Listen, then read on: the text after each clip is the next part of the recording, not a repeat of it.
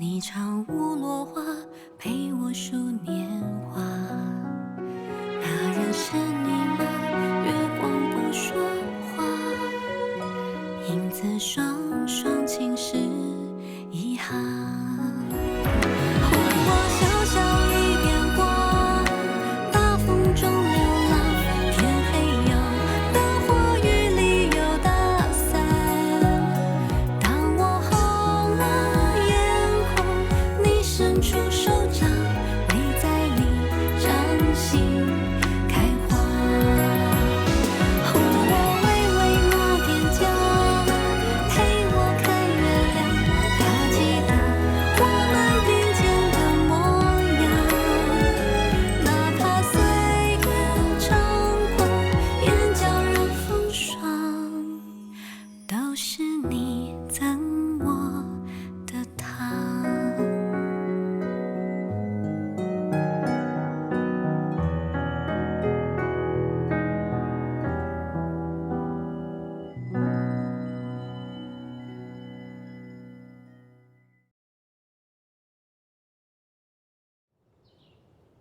今日开始香料2试。诸位准备了这么久，该是你们大显身手的时候了。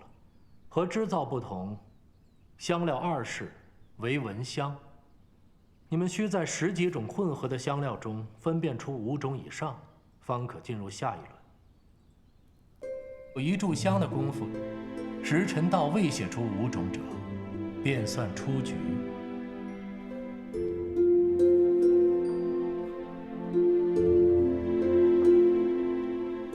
这些都是市面上难得一见的香料，又被碾成粉末，若非嗅觉灵敏，确实难以分辨得出。姬家，这个是紫竹叶，可以吃的。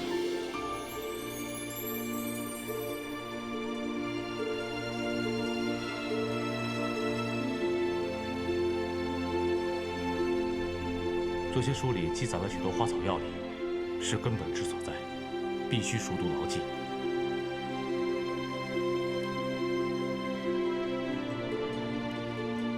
时辰到，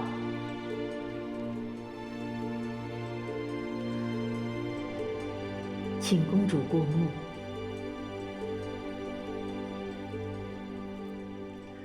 香料2试，猜出5种及以上的仅有2人，一位是香草堂的倪老板，写出6种且全部正确；另一位是宁香阁的周夫人，写出8种且全部正确。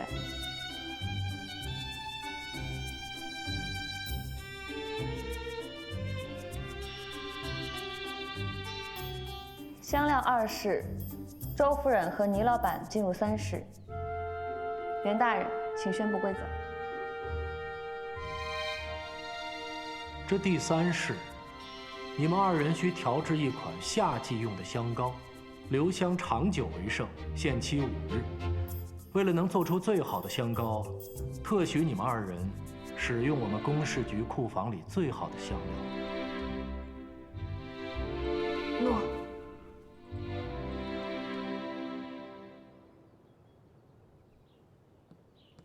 这公事局的香料果然是1等1的好，是吧？霓裳，参见王爷。王爷，奴婢先行告退。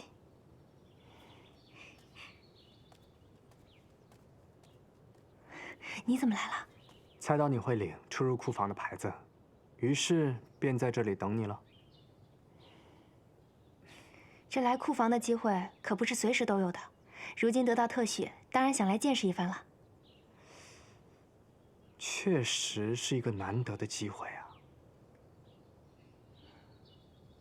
啊！我打算去查库房里的老账本。要是查到账本，你有把握看出什么名堂吗？我若是能查出当年那批珍珠粉的出入账，便有了线索。哦，怎么说？从小哥哥便教我，这账本上呀，虽只有数目，但会给我们一些提示。比如说，这个月的绸缎数量大增，说明最近城里面大小宴会频繁，所以需要的绸缎便会增多。相应的，那下个月的绸缎进货量便会减少。不然的话，陈货囤积便会占着本钱。又比如说，这个月的珍珠进货量为空缺，那说明东海台风不能出海，所以下个月就会大批的购进珍珠贝壳等饰材，便会大量囤货了。因此，查出当年的出入账极为关键，可以看出那批珍珠粉是谁的手尾，中途有没有被人动了手脚。不过，他们只准许你动用香料，用什么借口去查账本呢？这个嘛，我到时候自有办法。那你可要多加小心啊！你放心，我一定会处处小心。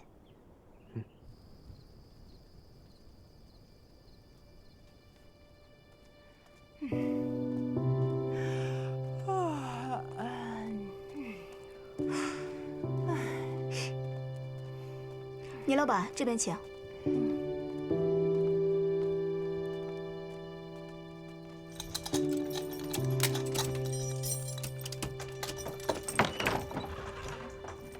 这边。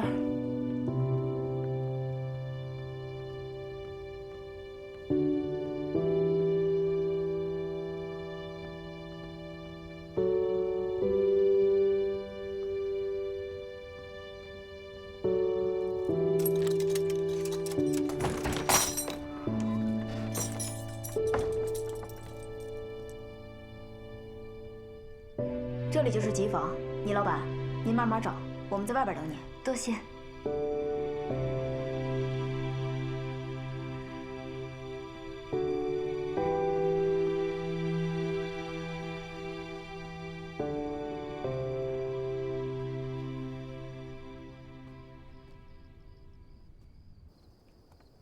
这个霓裳，仗着自己在香料比试夺了彩，竟然使唤起咱们来了。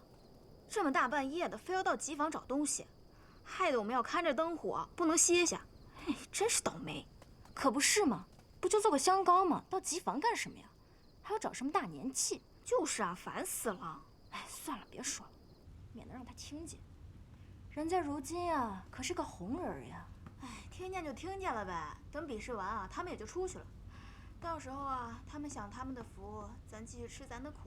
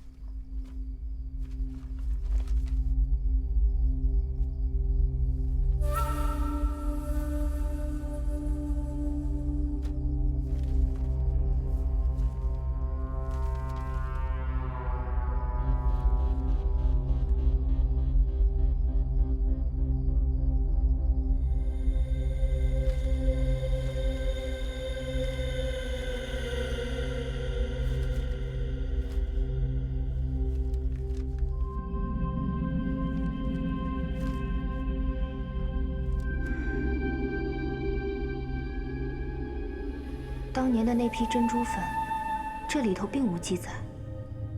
若是有新诬陷，就更不会记录在册了。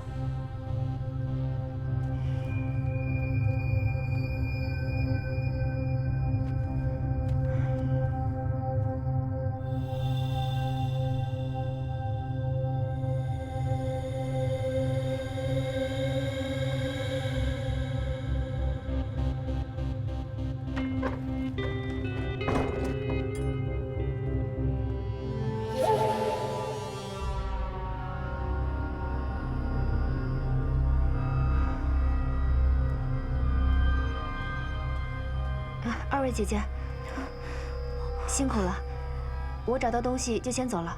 倪老板不必客气，等您夺了魁，记得请我们吃酒就是。是啊，那就多谢姐姐们的吉言，告辞。您慢走。咱们也赶紧歇着吧。就是啊，站得我脚都酸了。二位姑娘，啊，我是兰昭使臣吴一。公主派我来库房找点东西，这是目录。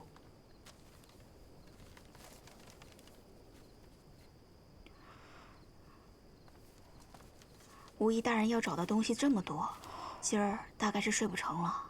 索性就别睡了，反正瞌睡虫啊，早被香草堂那位给打跑了。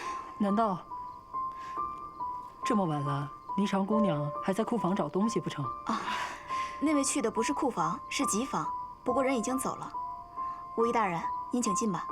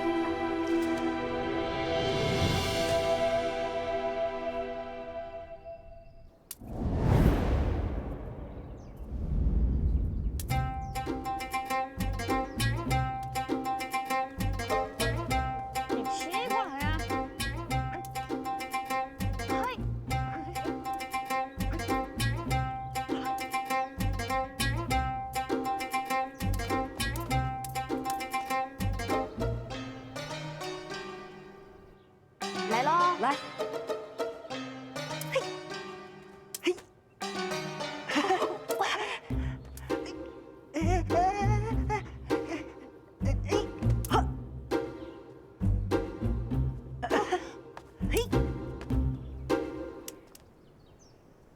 吴姨，你也过来听会儿。公主殿下，无疑不会踢毽子，不然您还是跟小侯爷一块玩吧。哎，我俩玩这么久都玩腻了。无意，咱俩下棋啊？哎，你棋艺如何？我不会下棋。啊？那你除了织绣就没有别的爱好了？没有了。真没劲，心月也不会下棋。算了，我还是去公事局和那些老婆婆下吧。哎，刘子轩，你什么意思呀？你连找那些老婆婆聊天都不愿意陪本公主？你可别瞧不起公事局那些老婆婆，她们呀不仅棋艺了得，而且肚子里的故事千奇百怪的，听一年都不带重样的。我才不听那些胡编乱造的故事。哎，他们都在那儿待一辈子了，什么事儿没见过，还用得着胡编？这进城之内，从公事局到青柳阁，各种稀奇古怪的事儿都在他们肚子里呢。哎，我没事就去找他们闲聊，可有意思了，比外头说书先生强多了。金月，改天让我带你去。今儿我先走了。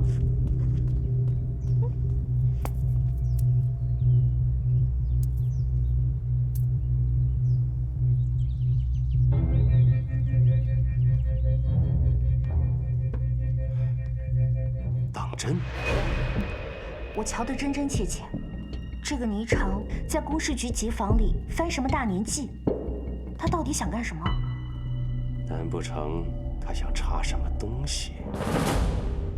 二叔，这个霓裳素来跟我们有仇，他不会是想找机会对付苏家吧？毕竟苏家跟公事局过往甚密，可有什么首尾落下的把柄？可纵有什么首尾，他也不可能知道啊。他到底是什么人？文秀，你先回去帮我盯紧这个女人，容我再做打算。二叔，那我先回去了。哎，文秀，你许久未回家了，今晚就在家住一晚吧。你虽然跟文宇不睦，但毕竟是夫妻一场，你们分开这么久，难免生疏了。这女人啊，不要这么硬气，该服软的时候就要服软。二叔，对苏文宇服软的时候已经过去。我对他早已死心，可你毕竟嫁进了苏家，这长此以往，对你自己又有何益呀？哎，我看文宇也并非铁石心肠，以后几十年，我和他，并没有几十年要过。二叔，您不用劝我了。如今我只想在竞标大会上夺魁，为苏家争光的时候，二叔别忘了对我的承诺就好。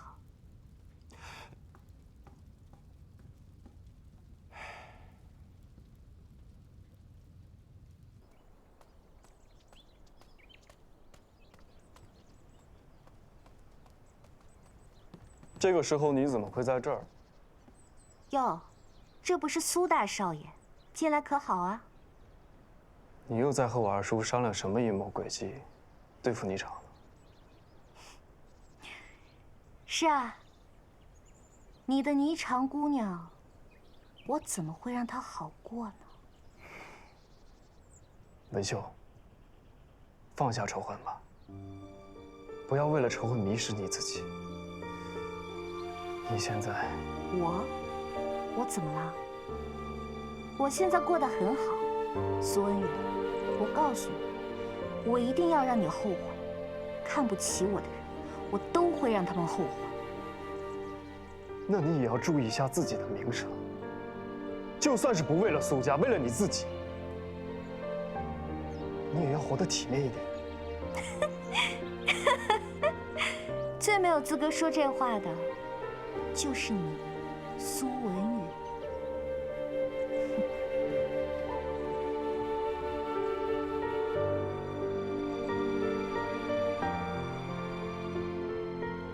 如今想在库房里找线索，一时无望，也接触不到公事局的账本。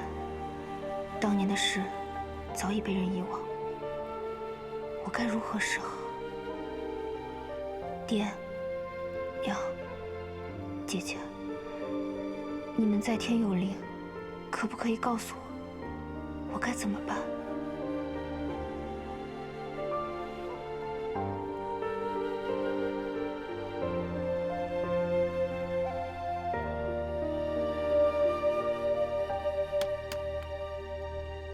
嗯？谁啊？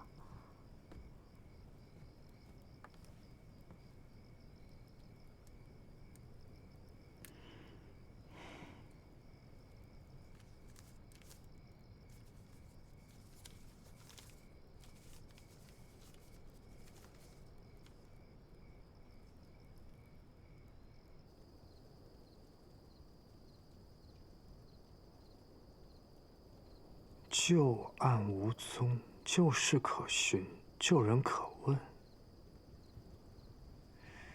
竟有人知道我在搜寻当年谢家的线索，此人是敌是友？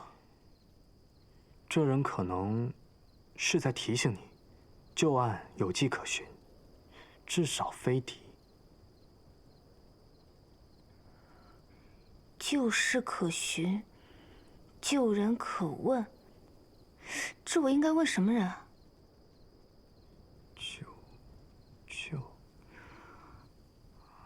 旧人。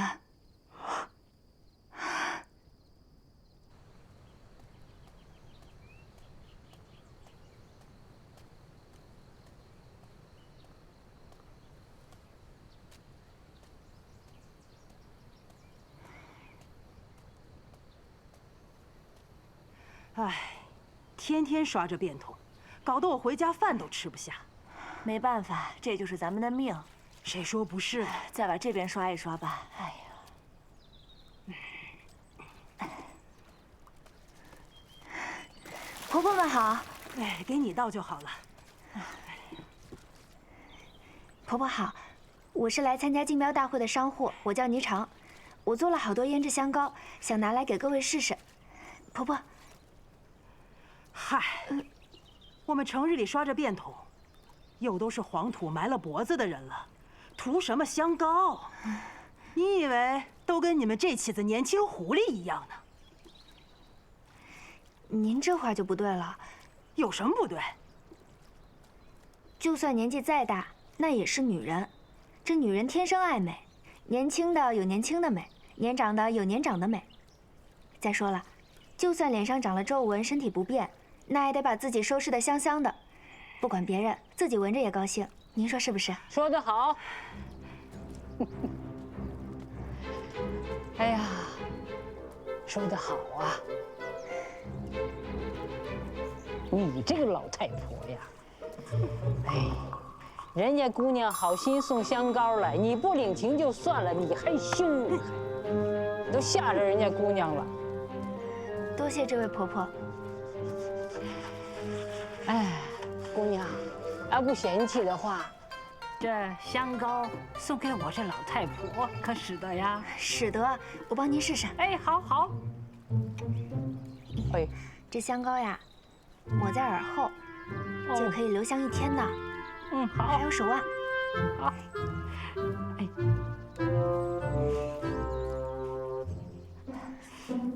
哎，好，这膏子可真香啊！真的。哎，连便桶的臭味都闻不到了，真是好东西。这送给您2位。谢谢啊，谢谢啊。婆婆，送您。您要是不喜欢，就拿回去送给女儿、儿媳妇，让他们试试吧。嗨，人家姑娘一番好意，还不快收下，是不是？收就收。我说姓王的，你也别仗着自己是这里头资历最老的，整天凶巴巴的骂人。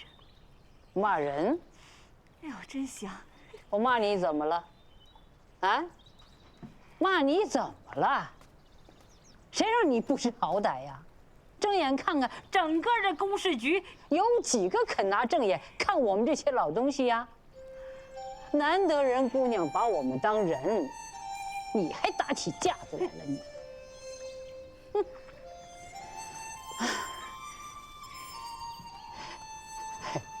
姑娘莫怪啊，我们玩闹惯了。哎，往后你要有什么好东西呀，你尽管拿来啊！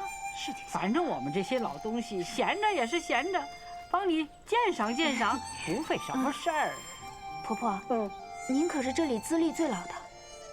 那是，我来的时候，他们还不知在哪儿。我呀，最喜欢听老人家讲故事，可以听听这上下几百年发生的事儿，长长见识。要是以后我还有空，可以找您聊聊天吗？哎，好啊，姑娘闲了尽管来，我老太婆正无聊呢。太好了，姑娘，来的时候可别忘了带东西啊。这个老东西啊，最贪便宜了。想听好故事，不送礼可不行啊。好呀，我还新调制了许多口汁，下回拿来再给各位试试。口汁？哎呦，好啊！我老太婆可是好多年都没用过这东西了。这口汁呀，也是我新研究出来的配方，里面还加了珍珠粉，跟普通的相比啊，更加香甜细腻。珍珠粉？罢了罢了啊，我可不敢用。哎呦，婆婆，有何不可呀？哎呀，珍珠粉做的东西，我可不敢领教。你呀，还是去送给别人吧，啊？婆婆，这珍珠粉做的东西为何不能用？还请婆婆明示。不是我老太婆吹牛啊，就连天家御赐的珍珠粉，我都领教过，可惜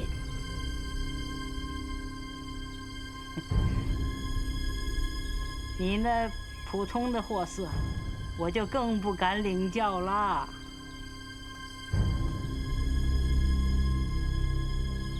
御赐的珍珠粉，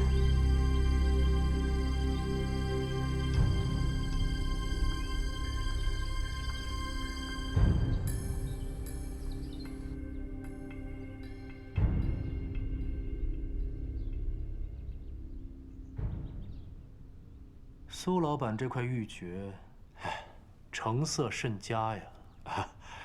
听闻袁大人好玉器，小人特意找来献与大人。这苏家的事，还望大人往后多多关照啊。苏老板这回的事情倒是新奇，这霓裳和苏家有仇，苏老板莫名其妙地扯出了当年旧事，会不会太小题大做了？哎，这当年之事啊，一直在我心里是忐忑不安，稍有风吹草动，便如惊弓之鸟，那是备受煎熬。大人莫怪小人小题大做，实在是这霓裳无缘无故地翻阅公事局卷宗，这令人担忧啊。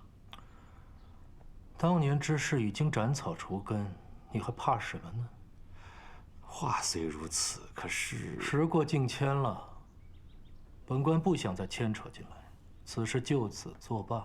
大人，这霓裳的事情真不想再查一查？此人凭空出现，又牵扯甚多，本官自然会去查。大人，那宜早不宜迟啊！这霓裳现在在公事局那是风头无两，再拖下去，这万一他在公事局的竞标夺了魁，那苏老板，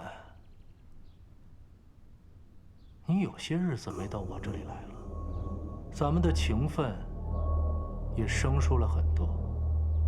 好在令侄懂事，常常想着到我这里来走动走动。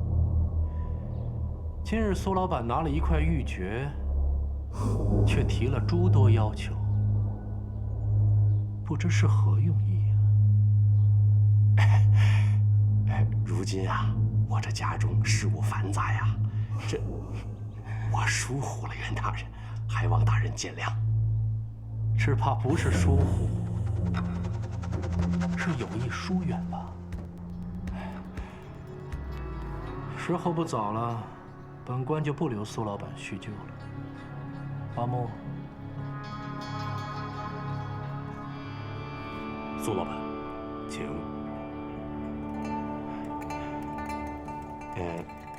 小人先告退了。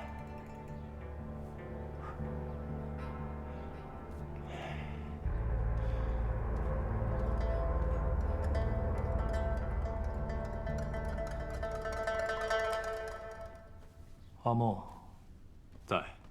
霓裳。好，诺。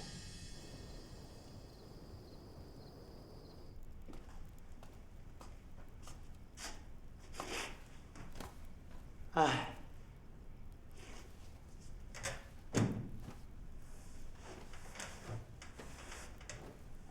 哎，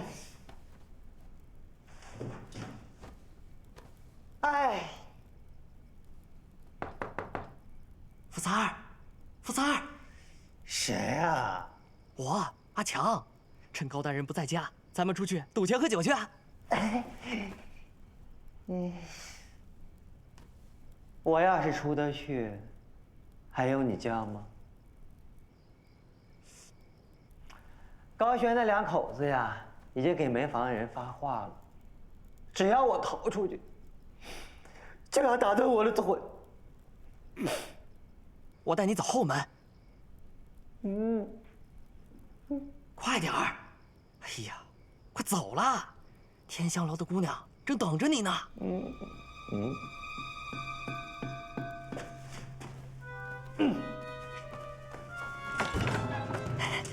怎么走啊？这个，从这儿走。兄弟，你太仗义了，我怎么谢谢你啊？嗨，自家兄弟，小点声，悄悄的。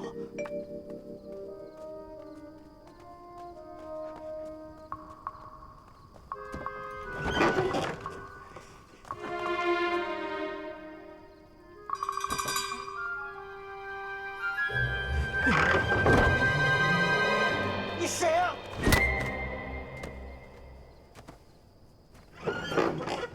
歇了。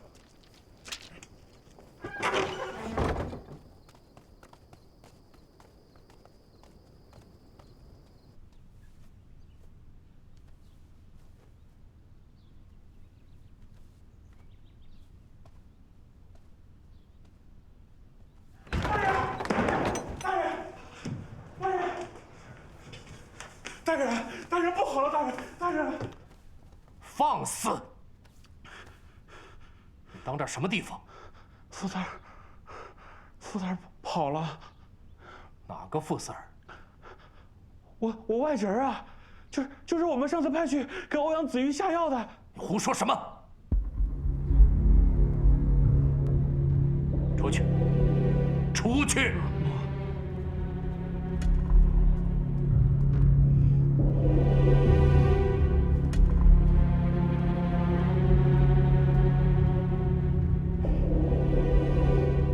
不是把人打发走了吗？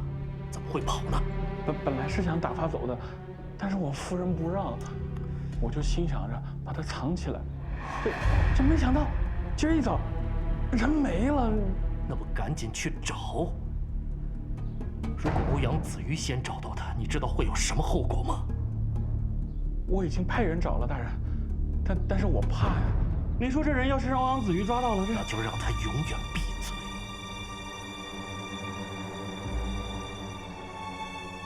大人，那是我外侄儿啊，我。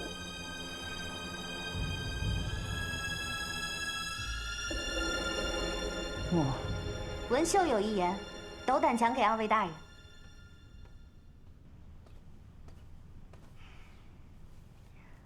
欧阳子瑜虽为王爷，但在京城中却毫无根基，且人员淡薄。袁大人身为公事局统领，手握实权，分量不逊于他。富三儿这事儿可大可小，就算闹到天家那里，天家也未见得会为他主持公道。到时候高大人一口咬定是富三儿惯作强盗，谋害欧阳子瑜也是为财，与您无干。富三儿凭空一张嘴，还能坐实什么呢？袁大人，高大人府上的人作案，也没有将您牵扯进来的道理啊，您说是不是啊？大人，此事确实是高大人太沉不住气了，先回去歇歇，顺口气再说。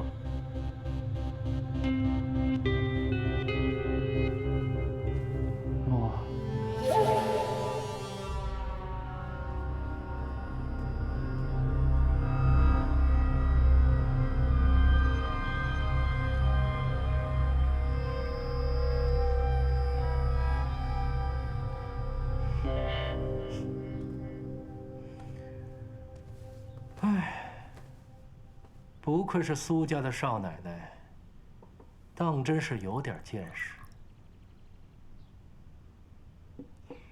能为大人分忧，是文秀的荣幸。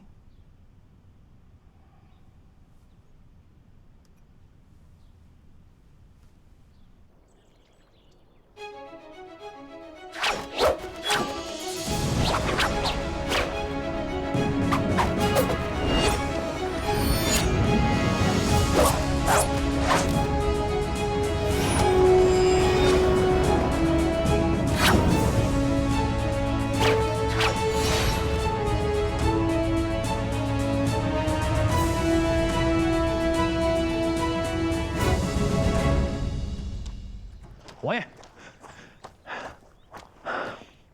王爷，那家伙招了，果然是高玄那胖子捣的鬼，为的就是不让您参与公事局的事儿，怕你影响他们发财。高玄只是小卒，袁道成才是背后主使。王爷，那接下来怎么办？仅凭一个富三儿的证词，扳不倒袁道成，先关起来，有必要的时候再放出来狗咬狗。明白。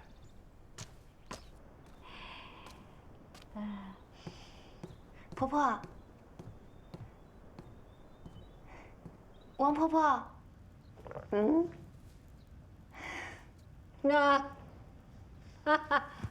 是你呀，姑娘。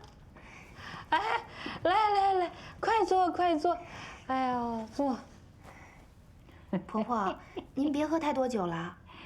我呀，给您带了些卤牛肉，是我亲自卤的，您尝尝。哎呀，没想到还有这手艺，哎，好吃。莫不是天女下凡了吧？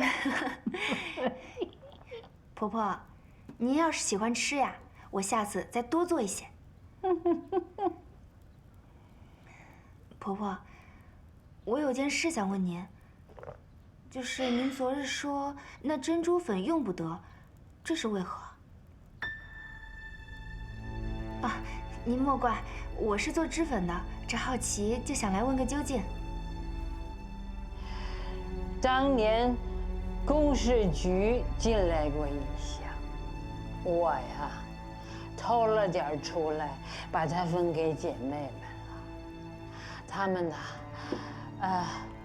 把它跟那个花粉调在一起，用它敷脸。没想到第2天她们的脸就肿成猪头了。你说这用得用不得？这公事局买的，想来都是好的，怎么会肿成猪头了呢？是呢，我记得那还是御赐的珍珠粉呢，封存了，放在库房里，说是要送到谢家去的。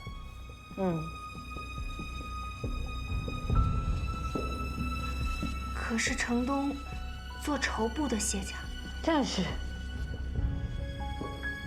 是。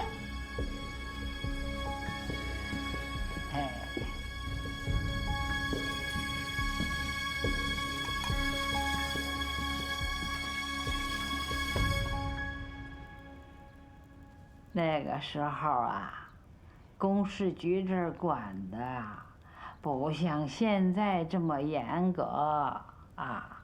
我们偷东西拿去卖，或者自己用，那是常事儿。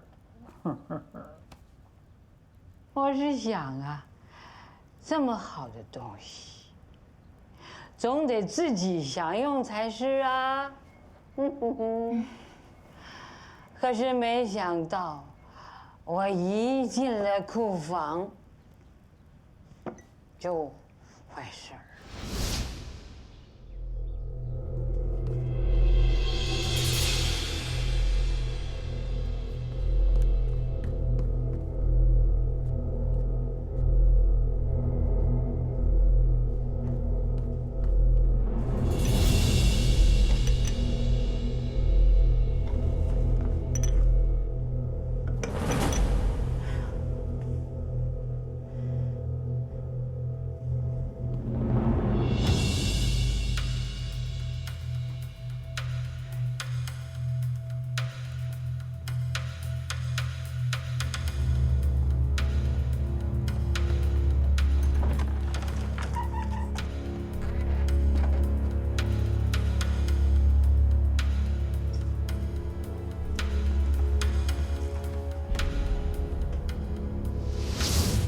苏公明，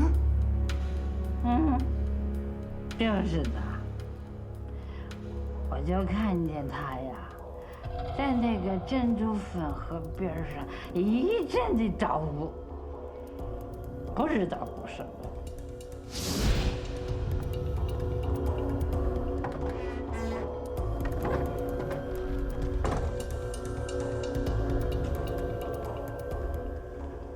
后来等他走了，我呀就拿我的簪子，把那珍珠粉盒边上我掐了一个缝，用那黄纸我卷了一个细细的卷儿，然后我偷了一点珍珠粉出来，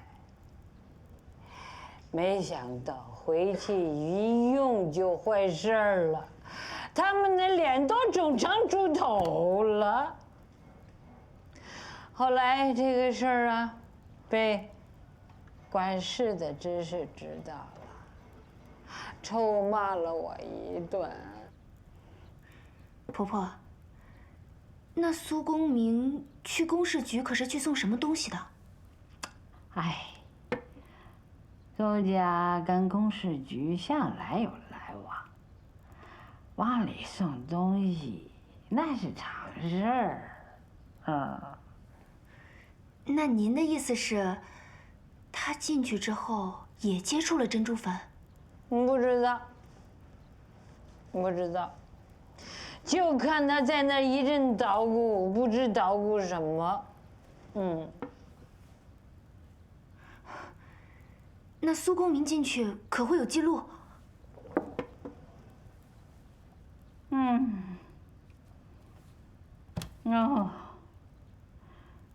管事的赵执事负责检查进出的东西，他那儿应该是有记录的吧？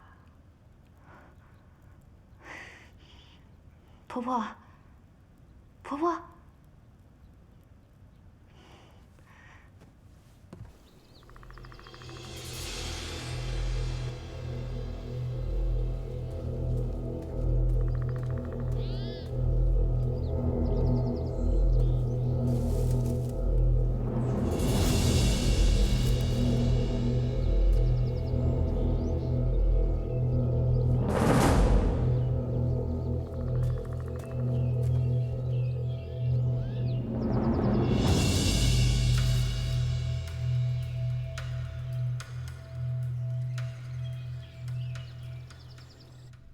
难道是苏公明对珍珠粉做过手脚？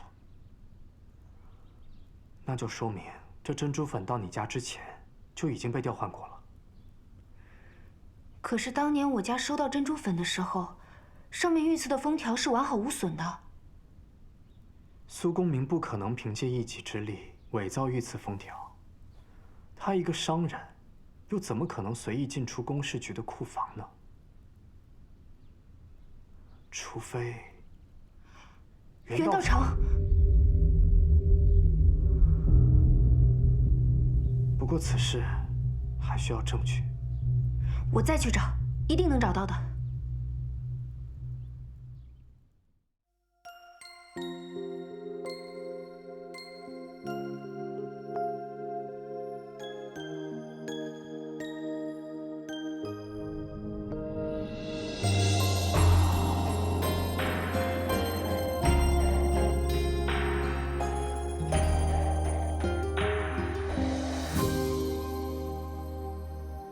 乌云遮月，花开成雪。